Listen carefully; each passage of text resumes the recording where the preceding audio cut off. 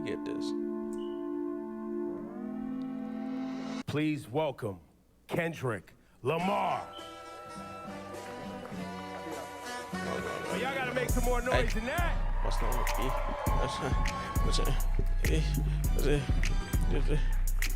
This is live? Niggas are too stunned to speak. Good morning. How you doing?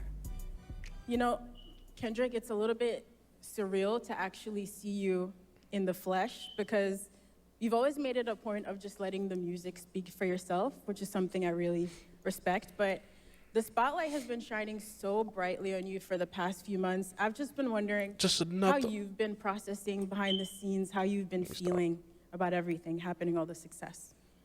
It's just really just I want to look at it like it's just a continuum of who I am, really. I've always stayed to myself. I've always been in my own bubble, whether it's with the fam or whether it's training. How I process it all is just I continue to do what I was doing 10 years ago, and that's like be better in myself, better in the craft, and not look at it as bright lights, you know? Mm-hmm. And it may sound cliche, but it always worked for me, even when I was younger, you know, playing sports or being in the forefront of presentations and stuff like that. It was like, Kendrick good at ball, I gotta look at myself in the mirror rather than looking at it as a crowd or, you know, fame and attention. So now, early days of your career, you know, Section 80 days, even early mixtapes, and you perfecting your craft as an MC. Did you ever think we'd be at the Super Bowl with this? I wasn't thinking about no Super Bowl. You never thought about the Super Bowl with this? I wasn't thinking about no Super Bowl for sure. We was thinking about the best verse and how we gonna split this $5 at Church's Chicken or something like that. It wasn't no Super Bowl. Going to the studio and getting a meal.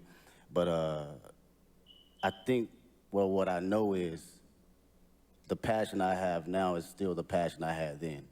And I think that carried on to the Super Bowl. So it was all about being present.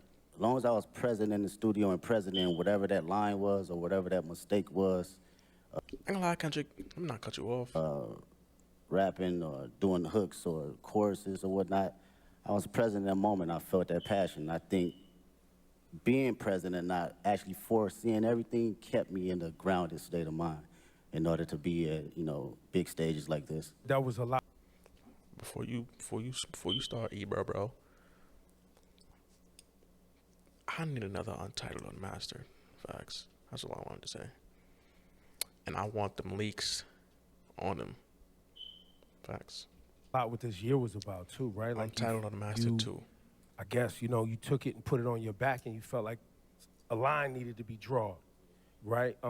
Was that, you know, was that your intent when you rolled out this year? Was like, yo, I'm drawing a line. Like, this is what it is.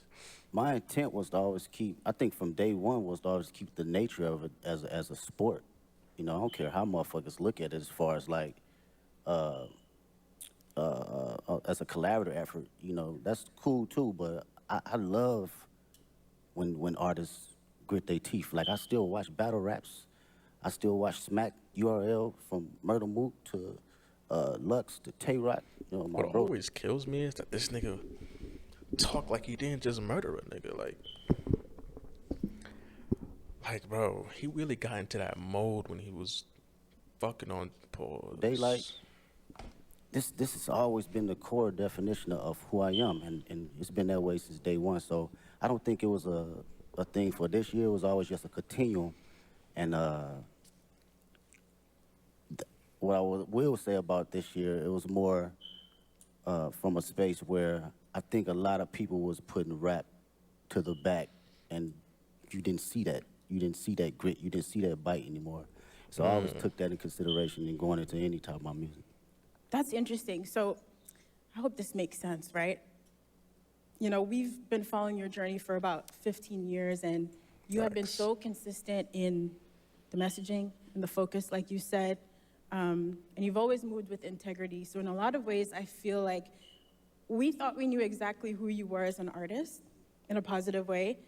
And then last year, it felt like you unlocked a whole new dimension for us. But that person, like you said, was always in there. But I'm wondering, do you still surprise yourself sometimes? Did you surprise yourself last year, or was it just us, the fans, with our jaws on the floor, just stunned? That's a good question. Surprised myself? Nah, I don't think I surprised myself because this, for me and for my partners that's been around me since 2005, 2006, like my brothers, they know my personality. They know my capabilities, even when it, wasn't presented to the public at first, right? So this is just like So that's why them niggas was saying, yo, don't fuck with him. That nigga's a maniac. Yo, he's dead. Like, to compare it to something, the nigga was like Robin from Teen Titans, the original Teen Titans, the cartoon. Like that nigga was a crash out. Like, you don't want to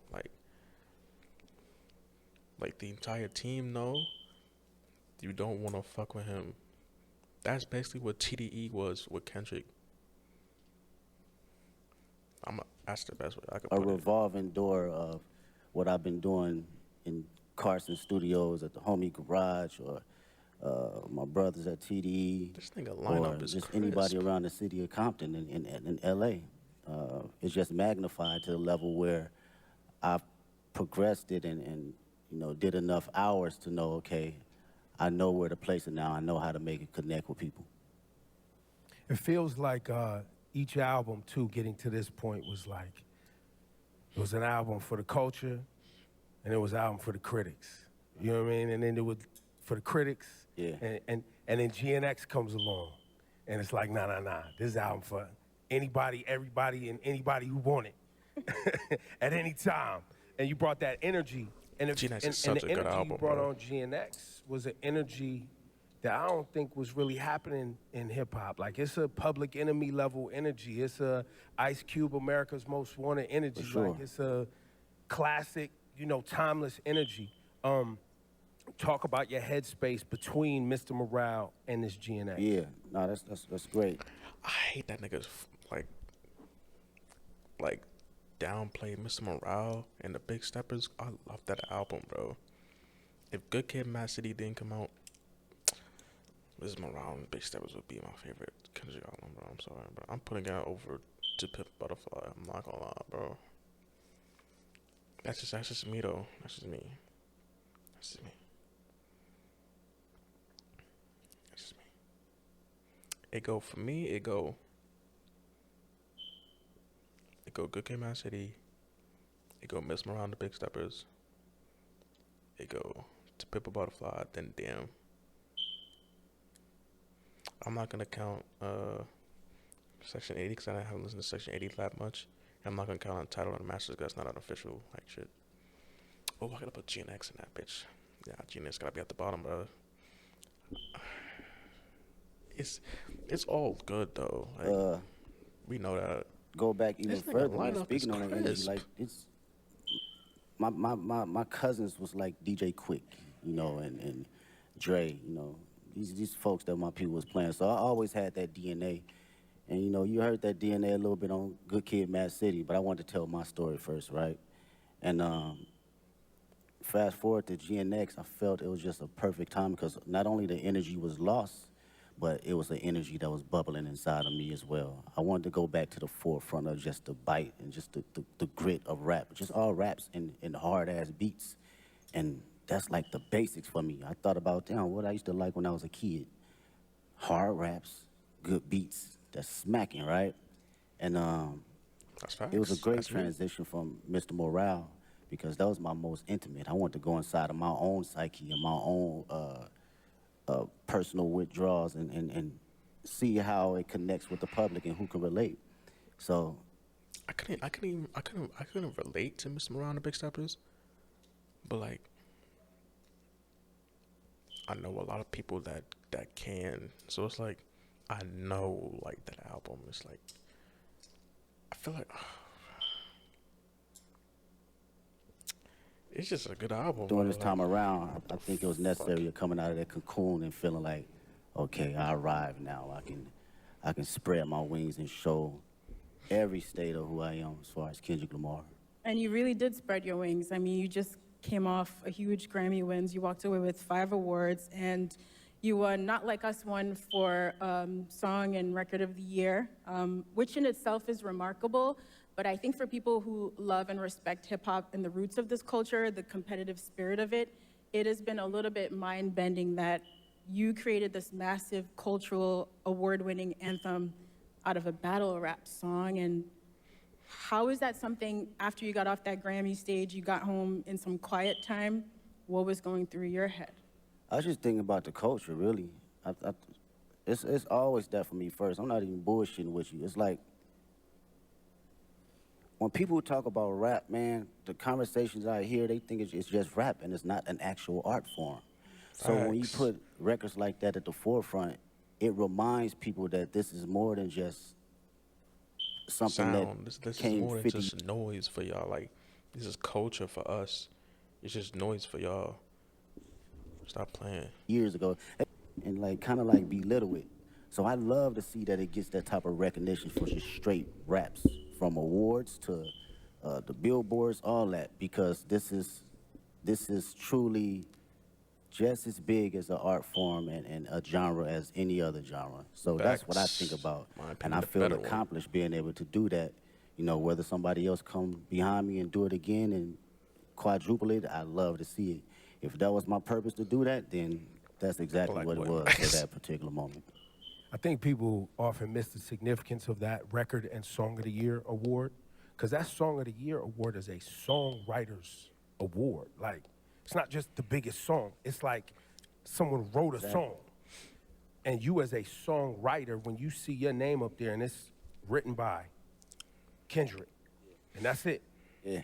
That's powerful. And I think to what you're saying, I think there's a lot of people who have become fans of hip hop, and they, you know, you like the songs you hear and know, but you're not actually tapped into the work that it takes for Yeah. you to generate Yeah. the output, the art. Exactly, man. As a writer, you know, and that's what I can appreciate the most. And knowing how much time I dedicated over the years in just trial and error, writing the most terrible shit to some of the greatest shit. And You know, we all fuck do it, from hoes, writer's block trial and to error. figuring out how to find inspiration from the most non-popular aspects around me. So it's like, knowing that trial and knowing what I put in as far as my thinking process and what it takes to get there, I do not look at it as a small like endeavor because it's a hit record. No, it's actually some writing in that shit.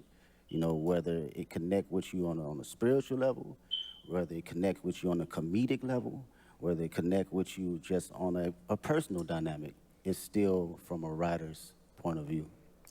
Yeah, you are an incredible writer. There are songs on GNX like Reincarnated. I didn't know what to do with that song for the first few times I heard of it, just trying to figure out where you But that song possibly gave came me up. chills. Songs that gave me chills, Reincarnated gave me chills.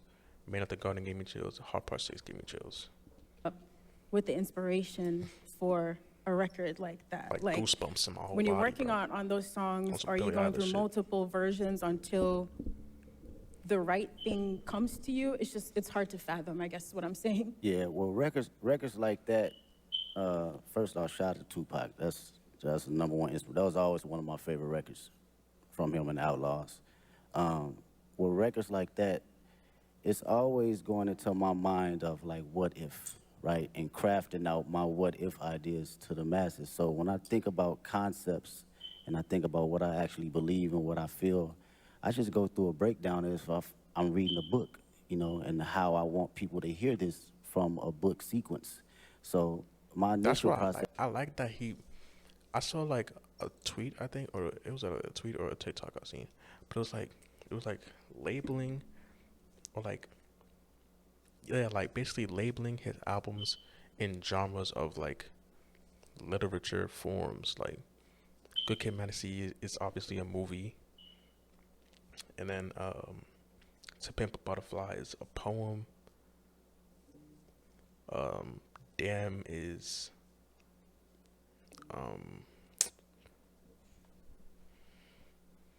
I forgot, but you know what I'm saying. And then Miss Morale and the Big Steppers is like a therapy session, some shit like that.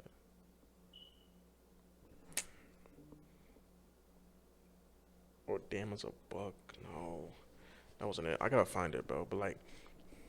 But yeah. This is okay. How can I open them up to the story?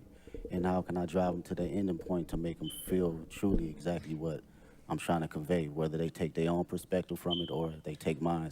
I just want you to feel it first. You know, the writing is there. Now it's up to me to perform it to where you can feel it. Yo, give it up for this guy, Kendrick Lamar. Y'all too quiet, man.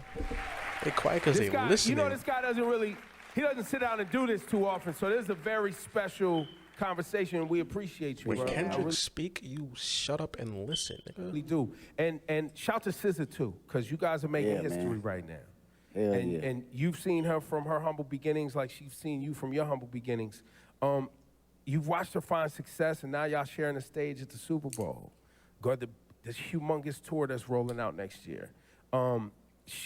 Talk about this moment in both of y'all's career. Next Have you year? guys had a chance to even That's not see this each year. other in this moment and be like, yo, like, We haven't even had a chance to crash out about it because everything been moving fast, like far as production and rehearsals and stuff. So we speak, but we haven't really got a chance to settle into the moment.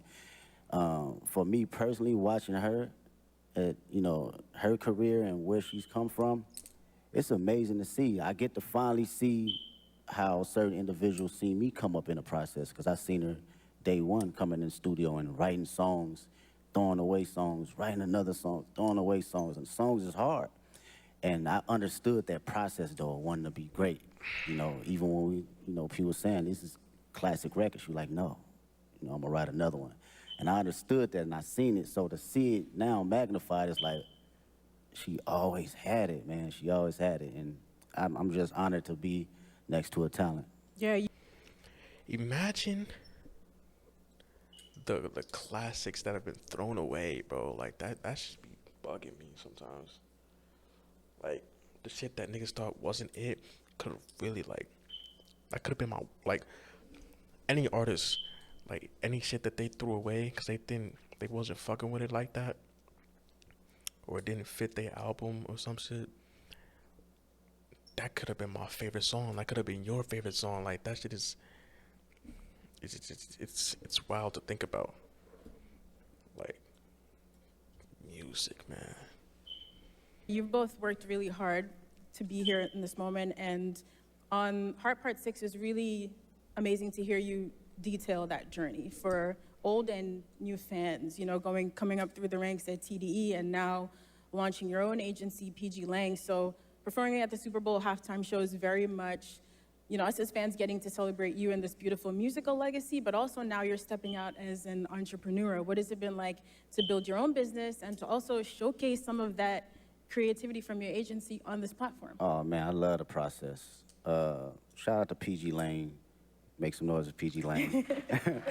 Yeah, that's Tell Keem to drop that's some. that's my team, man. It's 30 incredible individuals, 5 extraordinary executives that work day in, day out to make sure we are doing something that will long live the culture. How many artists are in PG Lane besides, obviously Kendrick and Keem?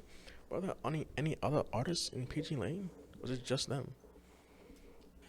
From a music standpoint, from a creative standpoint, fashion, film, books, day in, day out of just being around like-minded individuals that have different perspectives outside of just music.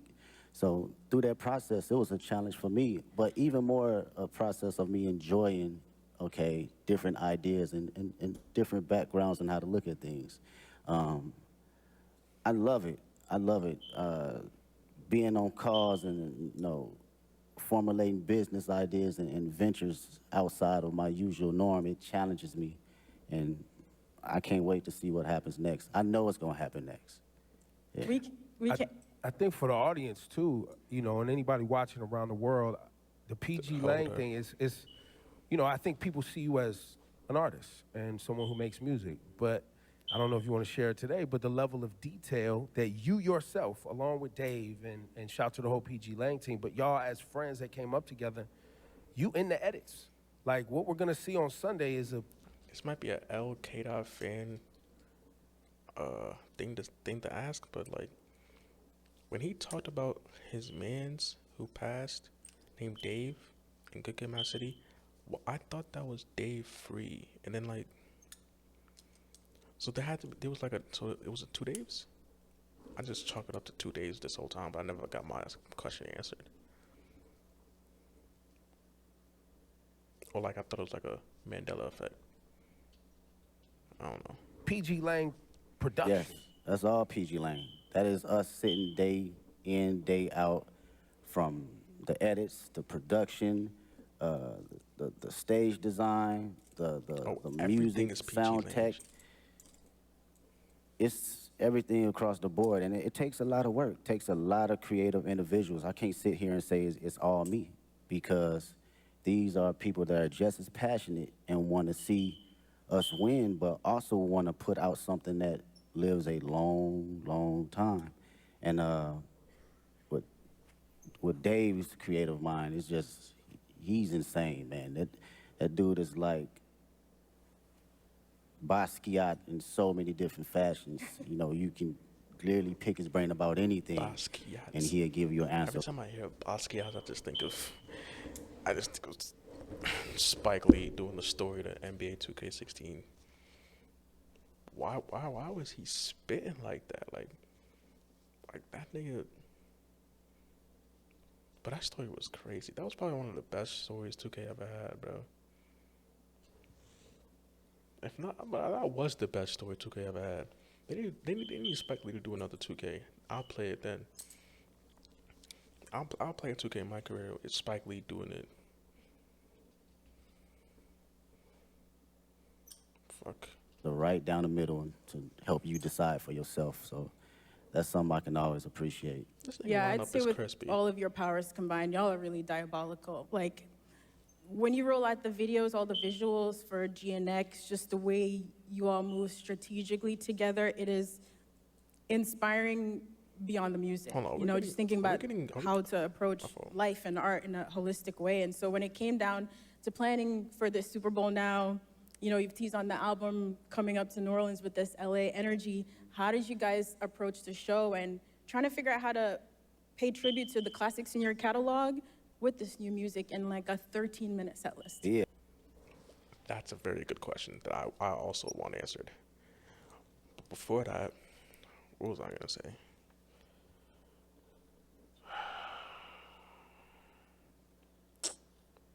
Bro, this is why I gotta stop waiting for niggas. Why the fuck is my shit all the way out here? What was I gonna say, bro? Fuck, I was talking about Spike Lee.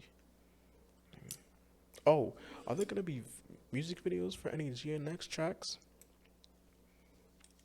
Cause the video for Reincarnated, I need that facts. Cause I need to know who we talking about. Still, nothing's confirmed. He don't confirm shit. So Yeah, it's wild. Mr. Morale is like an hour and 30-minute tour, so it's like you gotta smack the shit down all the way to 13 minutes. It's kind of wild, and it's interesting because it lets you know kind of where you at and your perspective on how you think about catalog and the music. For me, I love being present. I love being present, man. It's my favorite. It's very hard for me to live in the past. It's very hard. I respect the past wholeheartedly, but being in the now and being just locked into how I feel and the energy I have now, that's the LA energy for me. That's something that I want to carry over to New Orleans and for the world to see. This is me, this is Kendrick Lamar, 37 years old, and I still feel like I'm elevating. I'm still on the journey though, you know? And I want that energy to, you know, ooze out into the televisions and to the people that's in that building. Well, and on that, you know, the connection between black culture and New Orleans and how important and shaping our ancestors were in this town, music, jazz, all that. You always put our culture and black culture at the forefront of your brand, your music. Same thing in LA. A lot of our family members moved out to California from the South for new opportunities. Man, So what? there's a big connection between LA and the South. So when you say you walked in to New Orleans with that LA etiquette and all of that, I don't know if people really grasp that, but you got to be feeling that That's a energy bar. like when you are out ready on Sunday to do your That's thing. a bar. That's a bar. It's crazy, bro. Out of all my friends, LA, us growing up, all our grandparents either from Louisiana, Texas, Chicago. Like, Bro, my family is from Georgia, bro. On my mom's side. My dad's side, no one fucking knows. But on my mom's side, it stems in Georgia, bro. Country ass Georgia. And I've never been to Georgia in my life. I don't know the family on there. At all, bro. But we stem from Georgia, bro. Oh, God. Shit is crazy, man. I really fuck with that so long and shit. Yeah, hold on. That's so long and shit. Ugh. That's so long and shit. You know what I'm saying? period. So our dialect and how we talk, it gauges from like the South and like the Bay Area. So like going to the store, we say finna. I'm finna go to the store. Like that's some South shit, you know what I'm saying? That's not no LA, right? So that energy right there and you know, making that correlation, it means a lot to me for people to understand that. And the culture and just being black, I can't help that, man. It's just not something that I think about or even try to like go. I'm black. Shit, it's just go. It's in you. It's not on you. Yeah, it's gonna come out every time. I can't sugarcoat it. You know, I can't downplay it. I'm at a point in my life I can't necessarily fake the funk for nothing. And I've always had an essence of that, but you know, you have kids and shit. That shit's like, I have to be who I am authentically, and if, you know, the world can't accept that, then so be it. But who rocking with it, I'm gonna put it all the way out there, you know, whether it's in private or whether it's on the main stage. Yeah, I don't think a lot of people and a lot of artists stand in themselves as authentically as you have. And I think one of the questions we've all been wrestling with over the past few months, watching you and the way you've moved, is really what is the Checking role that of an nigga whole artist? And I gallery. think lots of people have very different definitions, but young Kendrick, again, back to overly dedicated and Section 80 mixtape Kendrick, and GNX Kendrick, Super Bowl, Grammys Kendrick, has your idea of what the role of an artist is, you as an artist, has that ever changed? I don't think I knew exactly what my role was. She got some good-ass Early on, questions. I had maybe clues of it, but now today I can truly say it's to express myself and express things that people can necessarily say on the daily and for them to actually relate to. And come from the most vulnerable place where people can actually feel it. I think that is, for me, that's the role for me as an artist. I don't give a fuck what place it come from. I could be the most angry person on the record. You gonna feel that shit that day if you woke up and you felt that. You wanna smile, you gonna feel it, because I'm gonna make sure I'm present that particular time in the studio, in the booth, that I feel happy and I feel energized and I feel, you know, if I feel frustrated, you gonna feel it. It was complicated. To carry that as an inspiration for people that's listening that may not have a voice, that, you know, I've grew up with cats, still to this day can't have a conversation. The most meanest, you know, aggressive individuals, but they can't even look you in the eye and express themselves the way they want to. So they resort to other things. And when I think about that, shit. and I know that I have the tools necessary to communicate myself properly and effectively, I gotta do it for them. I gotta make records like Reincarnated. I gotta make records like Man in the Garden. I have to, because they feel that way, but they cannot project it. And when they hear somebody actually giving them affirmations, it allows them to speak more freely and be open, because again, I come from the same place they come from. Well, Kendrick, we might not see you outside again soon after Super Bowl. I know, of course, you have the GNX tour. Listen, I know you also don't love doing interviews, but we are grateful. We're so grateful for all the music and the moments that you've given us over 15 years. And in the last year, your presence and your focus, it is noted. So thank you. We really appreciate it. Thanks for taking our Thanks for questions. fighting for and- hip hop, man. Oh, for Thank you sure. for fighting for hip hop. It is really appreciated. y'all. And now, we do have some questions kids that are gonna ask from our questions. kid But reporter. I got one more thing for you, Kendrick. Before we go to our friend here, Hayes Adler, what should people expect to see and understand about Sunday's performance? Storytelling. I think I've always been. I gotta change my predicts now.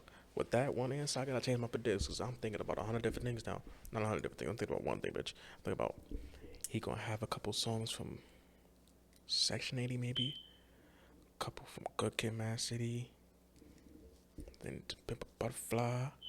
Then Damn. I don't know if he's gonna include. I don't think he's gonna include Untitled and Mastered. But Mr. Morale, then GNX, bro. That's storytelling. That's progression. That's the story of his career, bro. I think that's what it is. I think I got that low key.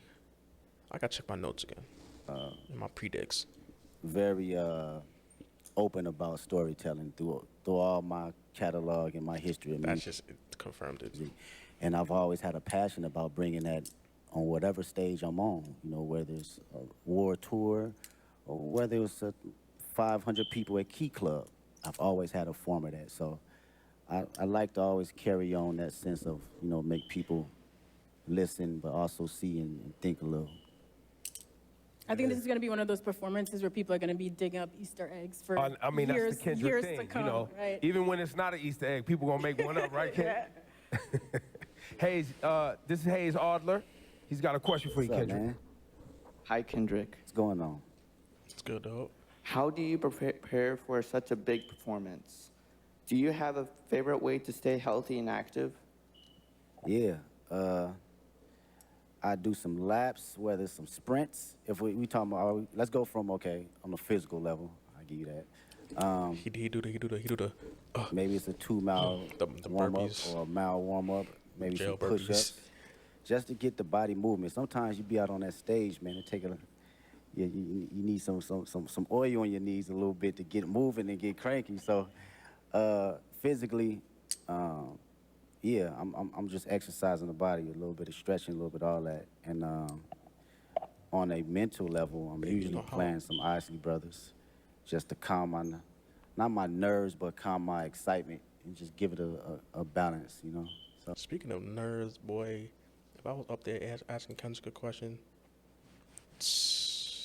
boy, I wouldn't be able. Boy, that's my prep right before I go out. boy. Thank you, Hayes. Thank you so much.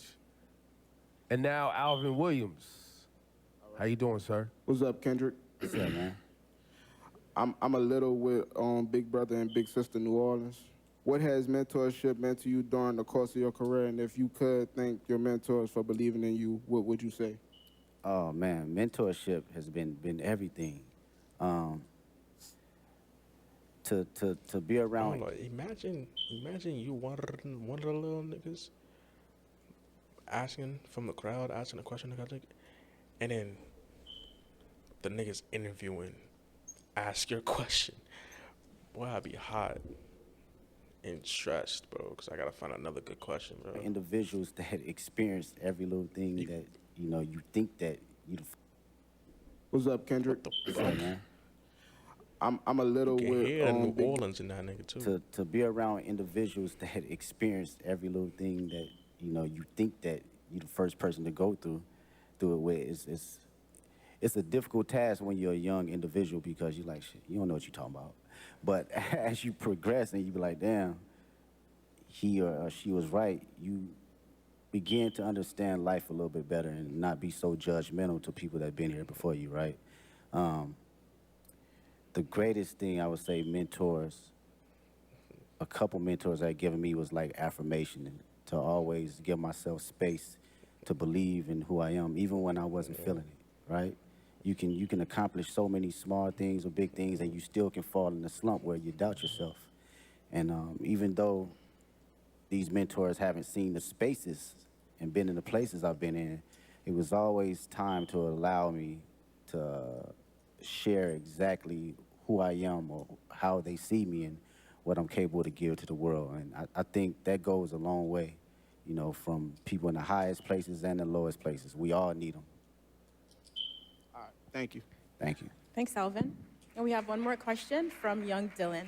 What's up, Mr. Kendrick Lamar? There you go. That's, Yes, that's, sir, that's yes, an sir. artist right there. Yes, sir. It's a truly honor to meet you. And my question I have for you is, what advice could you give to kids about not being like anyone else? And how could they stay authentic while pursuing your path? It's a great question. Young Dylan. They said the number one thing people feel in the room, you know, over love and over fear is authentic, being authentic. And this my homegirl Ink actually, we was talking about this in the studio. She brought us in the studio, and I was like, damn, how many times I've been in a room where people felt you so intensely that it inspired them and it inspired the person next to them and inspired the people in their household. So how to stay authentic? Was that the question? Or you have to believe in yourself and have to know that it's only one you. You an amazing individual, unique. You a miracle. I wake up every day and I'm like, this shit is crazy. Not crazy from a standpoint of being a celebrity, crazy just That life. shit kinda It's go just crazy. wild. When you really sit down and just think about it and just bug out on some wild it's wild. And to know that you are in this existence and in this world as one individual, is only you, you have to know that you got to carry that authentic nature of allowing yourself to say, this is who I am, this is how people are going to see me, and also going to respect me, and it's going to inspire people to have truth. Because when everyone's authentic, what comes out of that is true love. It's no boundaries. We don't have any courtship on judgment. We don't have any perception of being able to ridicule anyone, because you showing up as your true self, I'm showing up as my true self. And carrying that nature to take you places. Appreciate His you. answers are just as thoughtful as in the music. It's ridiculous. Thank you, Dylan. Thank you, Kendrick. Appreciate you. Ladies and Sign gentlemen, Dylan to PG Lane. one more time for the great Kendrick Lamar, please. Thank you so much for your work and your dedication. We Thank you. appreciate you. Appreciate Go out there y'all. and have fun on Sunday. Thank you so much to everyone for joining us today. We can't wait to see Kendrick take the Super Bowl halftime show stage. While you wait, you can listen to his catalog in spatial audio. Now look, shortly after the performance, you'll be able to stream the full halftime show right there on Apple Music. You can listen, you can watch, you can sing, all the things Kendrick, all the time on Apple Music. So one more time, for all of you, Kendrick Lamar, thank you for delivering as sir. usual. The show on Sunday is gonna be special and amazing, I'm positive. Thank you all so much. I think I'm watching that illegally.